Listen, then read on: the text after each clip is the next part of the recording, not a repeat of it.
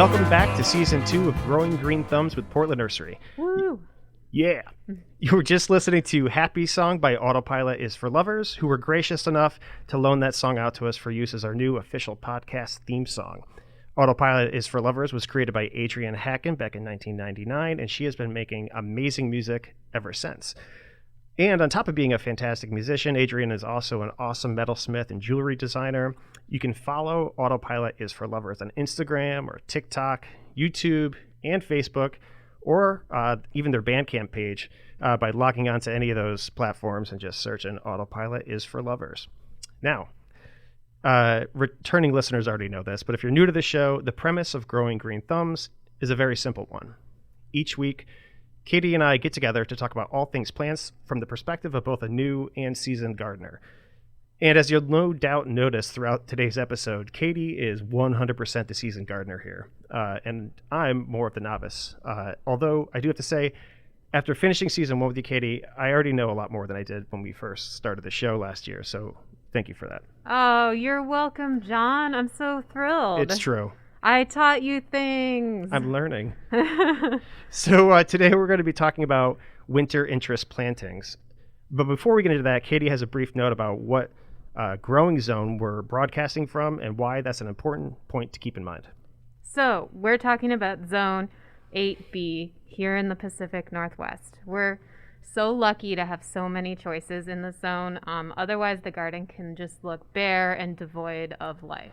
As we both know, being from the East Coast. Yeah, oh my gosh, like it's just a breath of fresh air to be here. So we're going to be mostly talking about the Pacific Northwest, particularly our area west of the Cascades. Okay. Our zone where we have a little bit more wiggle room instead of just like bare, gray, like nothingness, gross snow. Yep.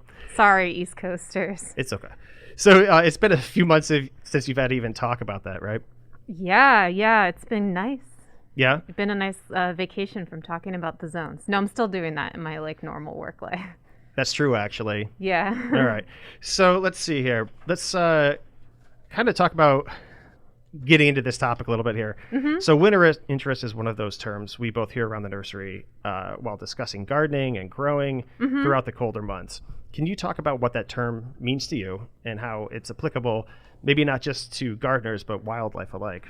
Yeah, definitely. So winter interest, basically going out into the garden and like we just said, like not just seeing like bare ground, not just seeing, a big tall fir tree in the corner, not just seeing, like a pile of leaves. We want it to be kind of just like lots of green, maybe a little bit of flowers, maybe some different textures with deciduous plants, like even if it's not like actively green and evergreen.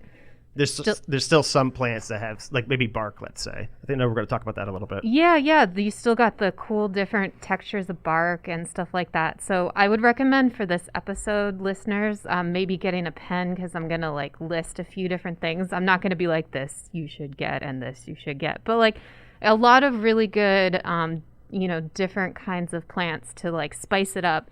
And, it's like you said, it is wildlife and insect friendly. So birds like shrubs and different canopy layers. They like berries. Those are winter interests. Hummingbirds here in Portland, we have hummingbirds that aren't native here, but they have become sort of like Anna's. Anna's hummingbirds, they're and they need some support. The bird people in the background are just our listeners are gonna be like, you're not saying it right, but they're not. They're now kind of like they hang out here all the time, and so they love the winter blooms that we have. We see them around the nursery all the time. We have families of them that raise their young in our greenhouses. But insects also will use deciduous plant material that we haven't like scraped up and put in the compost, and they'll overwinter in decomposing stems and stuff like that. I think we talked about that a little bit last season. I believe so, yeah. So are we going to be talking mostly about like potted plants today, or are you thinking like plants in the ground? What's your angle? Oh, I think a little bit of both. I think it can apply to both. Okay. So you could do different like combinations of plants in pots, or, have a singular thing in a pot or something like that. But yeah, a little bit of both. So I kind of alluded to this a moment ago, But in terms of planting here in Zone 8B, as a novice gardener, I was really surprised to learn that fall planting was a thing out here. And that it's actually an excellent time for planting a lot of trees and shrubs to give them a bit of a leg up for the following spring and summer. Right. But my understanding is that you can technically keep planting throughout the winter in our zone as long as the ground is still workable.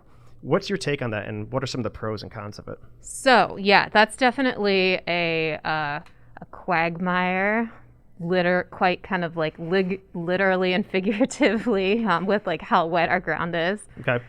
So, yeah, if the ground, it's not like the East Coast where we grew up where the ground is like completely frozen and good luck digging a hole. Yeah, for months. Yeah, through the like frozen gray slush. Not a thing. But here we have that. But unfortunately, most of the winter, it is very wet and rainy.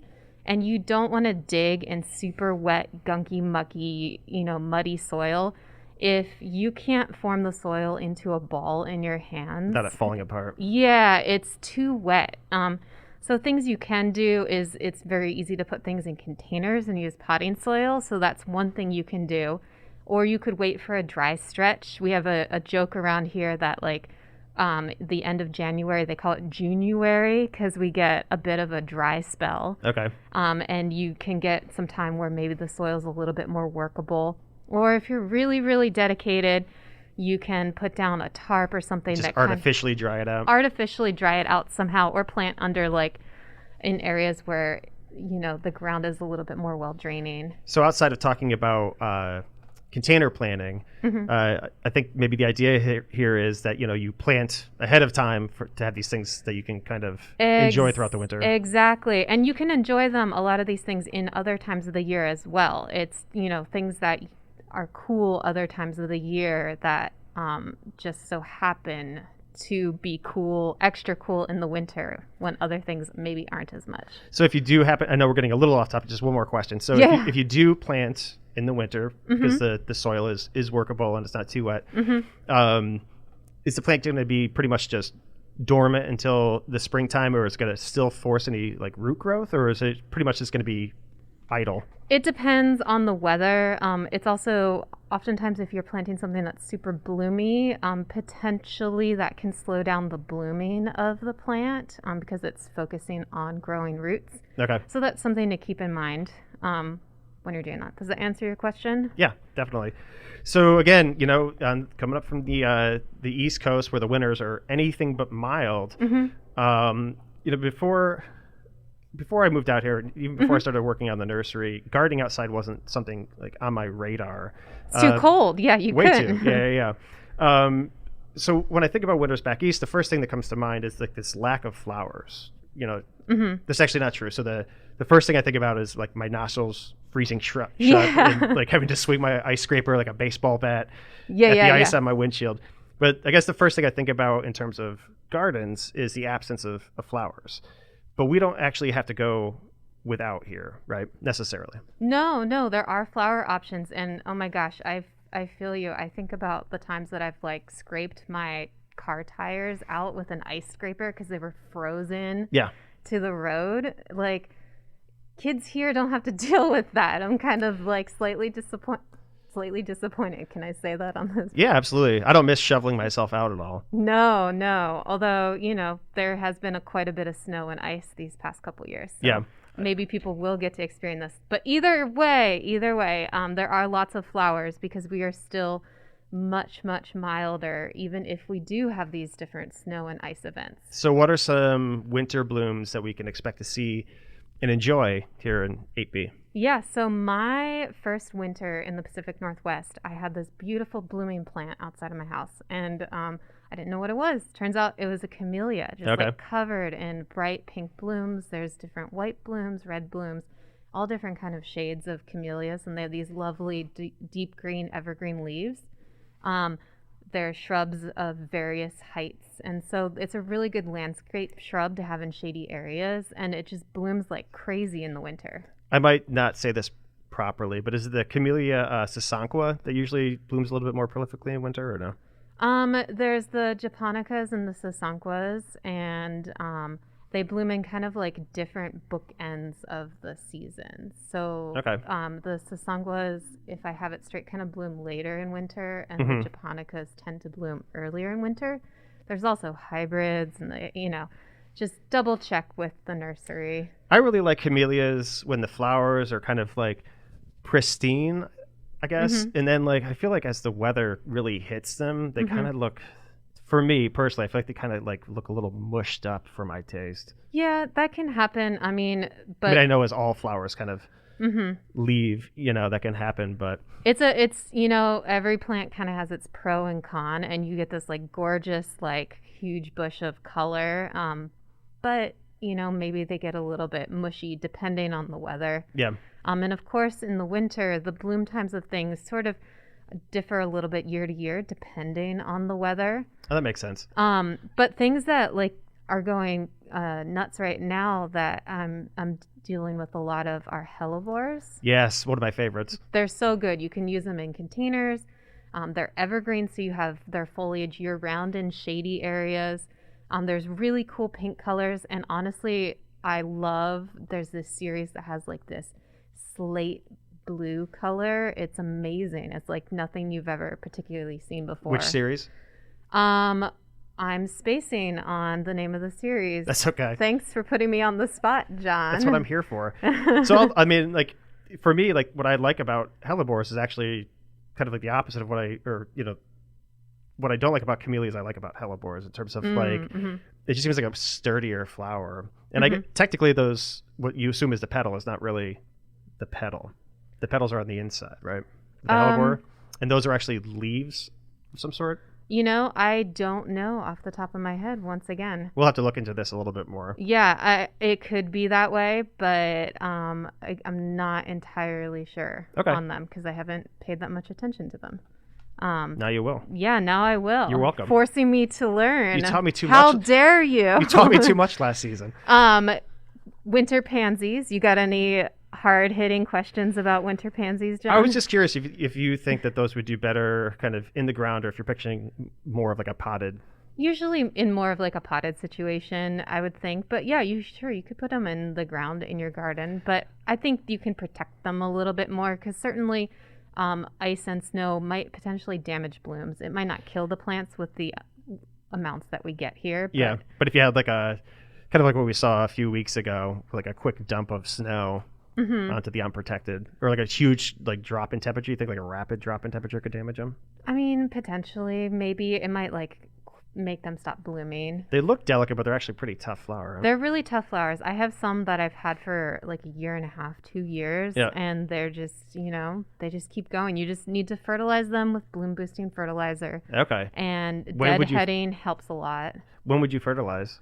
Honestly, with something like that, I would try to push blooms all season long, potentially. Okay. So you could fertilize late fall maybe and have it like start to, they're not growing a ton in the winter, but you could kind of have them sort of ramp up a bit before winter. And they're absolutely vibrant too. Yeah, just a full range of colors for sure. There's just a ton of different flowering things. Another shrub I really love this time of year is the witch hazel. That hazel. What's that? That hazel. That hazel? Oh, no. Yeah? I've been waiting for that. I was hoping you were going to mention witch hazel and say that hazel. I'm so bad with the dad jokes, John. I actually don't know that much about witch hazel. I mean, I know what the blooms look like, and they're very unique. Yeah, really like feathery looking blooms, and then like that really cool. I love the ones that are like really coppery looking. Yeah, like that kind of deep orange. Yeah,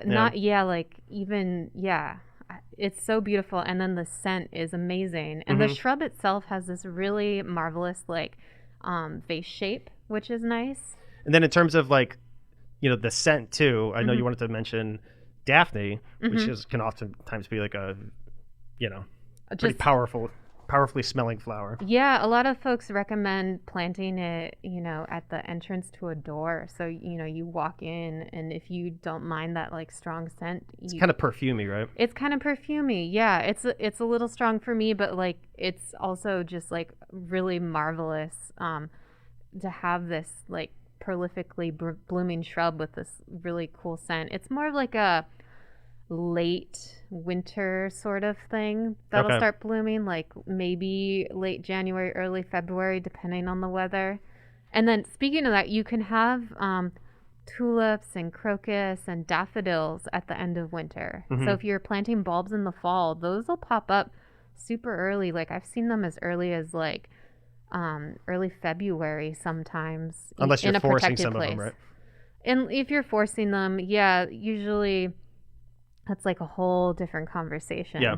But yeah, outside in your garden, end of winter, depending. Yeah. I feel like when you see photos of like daffodils coming up through the snow, it always just like... It's so cool. It triggers in a positive way. You're just like, oh yeah, this is about to happen. Yeah, or crocus. Like I've had crocuses in my yard doing that. It's really cool. Right on. What else do you have for flowering? Anything else you want to mention? I could go on and on and on. But if you're thinking about trees at all, plum and cherry trees are often really early bloomers. So you can get that like the end of winter. And then they have really pretty bark as well. Like the cherry bark is this really kind of like smoothish, nice textured bark. Okay. It's got a little bit of a different brown color tone, kind of like a, I don't know, reddish brown color tone. So that's kind of nice, a 2-for-1 there. Right on. And then I know you did mention the other day Oregon grape as well. Have you ever actually eaten one of those? I know they're edible, but they're supposed to be kind of sour, right? I think it's technically edible.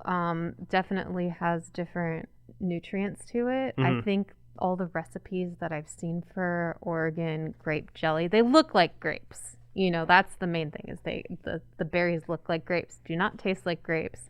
Never eaten one, but the recipes all have like a lot of sugar in it. So that, I feel like that kind of tells you the character. They're also like really kind of like mealy or seedy from what I've heard. So not the best texture for eating necessarily. It's more of a visual thing for casual eating. No, don't. Well, you're not gonna have a party with a bunch of fresh Oregon grapes. Potentially not, unless you have like a lot of sugar in your life. But yeah, those are great because the birds love the yellow blooms on them. The hummingbirds do. So now another thing I was really used to seeing, was not really used to seeing back east throughout the winter months, was grass, really. Oh, and I'm not just talking about just lawns, but even like ornamental grasses or anything like that. But again, that's not really the case in our zone, right? No, yeah, there's lots of different like evergreen grasses. Oh, and I just thought of the Hellebore thing. It's a Winter Jewel series. Winter Jewel. I actually knew that too. Yeah. Yeah, those are beautiful. Yeah. Okay, so but grasses, yeah. Deciduous grasses, they just have like really cool seed heads and things like that. Like I've seen so many gardens where people just like mow their ornamental grasses back, but a lot of them have like miscanthus have different like poofy seed heads and things like that just like move around in the breeze.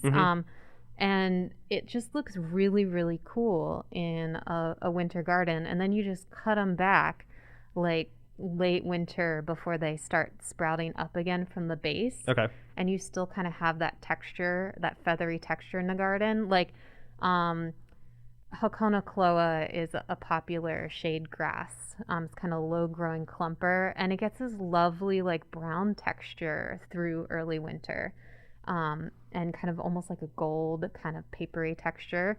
And something like that is cool to leave in the garden for a little while. And you can supplement with evergreen grasses like different sedges and rushes. So sedges are caryxes and rushes are juncuses.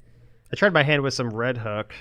Oh, okay. A couple of seasons ago, and I don't know what the issue was, but it just wasn't happening for me. But I love it.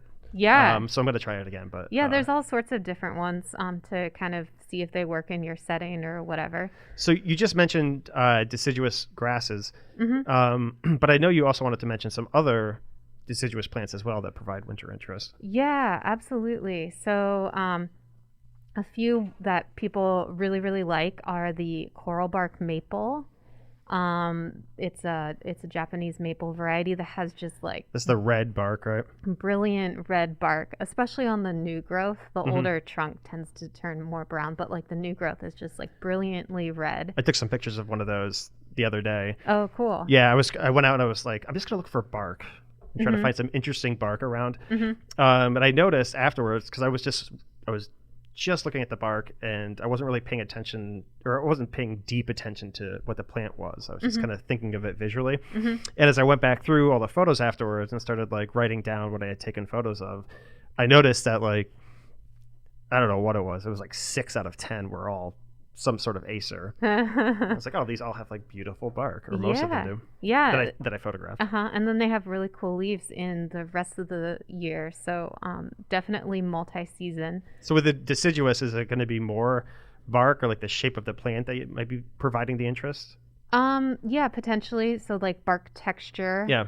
Again, kind of all about that texture. You could think about something that's deciduous, like say a red twig dogwood has like lovely red stems that come out. Especially the fresh new growth is like particularly red. And I've seen that in a lot of settings where you're contrasting that with something else in the garden. So you're kind of just like standing the red out against whatever the backdrop is, or yeah. Exactly. And then it kind of, or in planting in clumps potentially, so it's like a bigger swath of that color, so it stands out more fiercely. One of the things I took a photo of the other day, and it was actually the first time I think I saw this particular tree. It was the I think it was a betula. The gray birch had some fantastic. It looked like snakeskin almost. Yeah. A lot of these plants, a lot of these trees have different like papery barks, which is really cool. Yeah. There's a snake bark maple, and don't ask me the scientific name because I don't remember right now. But it has just this lovely sort of. It kind of looks like a bit of a snakeskin, and that's where it gets the name, and it's awesome. But yeah, peely bark is great. Yes, lovely. Are there any other deciduous plants you want to touch base on, or you want to keep going? I think that's pretty good. Okay. So again, kind of going back to grasses once more. You mentioned some evergreen options as well. So my guess is that, with evergreen plants, it seems like it might be like the least surprising plants we're kind of talking about today. But I think oftentimes when people think evergreen, they're thinking of, or like focusing on, conifers. And while that might be appropriate and true for some colder climates than ours, there's more options here for evergreen variety. Absolutely. Yeah, we're really lucky that there's a lot of broadleaf evergreens where they're kind of regular leaves. They're not needly leaves that are on the plant year round. And there are a lot of needly type of conifer leaves that are different dwarf sort of plants, dwarf conifers that you can use. But as far as broadleaf conifers, there's, broadleaf plants, there's manzanita is a really, really good one. And then you get the cool, really smooth red bark. That's Spanish for little apple? I did not know that. Look at you and your facts. I know, I prepared. That's great. We're doing things differently this season. John is prepared for the interview. See what happens. That was the stipulation of this season. John needs to be prepared. Yep, John has to do some research. I'm just kidding. They do. They look like little apples. That's neat. I didn't know that. Maybe I'll remember that. Maybe I won't. We'll find out. So there's also sarcococa is one, another popular one. It's an evergreen. It has really scented flowers. It's used in a lot of different low hedging options. Is that more shade tolerant? More shade, yeah. It can handle deeper shade, which makes it a really good like classic landscaping backbone sort of thing. There are heucheras is one of my favorite evergreen perennials. Yeah, they're amazing. They have just quite the variety of leaves. Chartreuse, deep red, purple, almost black colored leaves. Like you name it, it's got that color in a leaf. Yeah, and there's some texture there too. Yeah, those are great. You can do native ferns like a sword or a deer fern. Are mostly evergreen. Get some different texture that way. Honestly, it's a lot of shade stuff. For whatever reason, the way it shakes out, a lot of my suggestions are more shade tolerant things. That's interesting. What do you think that is? I don't know. Just worked out that way, or maybe it just worked out that way. Okay, I won't press you on it. Yeah, I don't know. I'll contemplate it. Okay, we could circle back around at some other point. Okay, so as we move along with every show, we kind of try to touch base on a variety of subtopics. But then at the end of it, we kind of like to open things up to see if there's anything else that like you or if we have a guest kind of wants to touch upon, to maybe fill in some blanks before turning off the mics. So if you're okay with it, you want to just do that right now, see if there's anything else you want to circle back around to. Yeah, so I think we covered mostly everything that I was sort of thinking of. One tip I had going back to the bulbs is sprinkle late winter bulbs like tulips and daffodils near bare sections of your garden, because they will come up and bloom in those bare sections, and then basically be sort of dying back when other things might be coming pop up again to fill in that space. Yeah, so they're a really good filler. You just have to remember they're there, which I'm terrible at. Oh yeah, I've done that before. Digging and suddenly you're like, oh, I did plant a tulip here. Yeah, or I'll forget that I need to like clean out like a section of bed or something that I go through and I'm just like raking everything up and disturbing everything. Yeah. But yeah, I think we covered everything that I sort of, my sort of basics for winter interest. It's a really cool thing to like, look up pictures online and just kind of like see different like plant combos and kind of how to set things off so they show up more. Yeah, of course. You can always stop by your local nursery, ask some questions. Perhaps the Portland Nursery. Yeah. Actually, what we do, I guess this is all times throughout the year, but we do have our like container plantings like up on the website, and you can actually look back through years past. So I mean, for every month of the year, there's some container design options for plants that tend to be looking pretty sharp that time of year. Exactly. Yeah. And each location has different designs, which is pretty cool. Absolutely. All right. Is that it for you today? That's it. Okay. Katie, thank you for all that info today. And I do want to say that I'm extremely excited to be back in the studio with you for our second season. Many thanks to TalkCast PDX for producing Growing Green Thumbs with Portland Nursery. And thank you all for listening as well. We'll be back next week with our first guest of the season, Patch. And Patch will be talking about bonsai basics. In the meantime, though, if you have any questions about what you heard on the show today, this is actually new. We're going to try it out for one show and see how it goes. Okay. You can actually reach out to us directly via email at ggt@portlandnursery.com. Any questions about the show? If you have any other questions unrelated to the show, you can just give us a call or stop on by. On top of that, while Katie is here answering all of my plant questions, Portland Nursery is always available to answer all of your plant questions. Visit us today here in Portland, Oregon at 50th and Stark, 90th and Division, or check out portlandnursery.com. Let's get Happy Song by Autopilot is for Lovers to play us out, and we'll talk to you next week on Growing Green Thumbs with Portland Nursery. See you next week. See ya.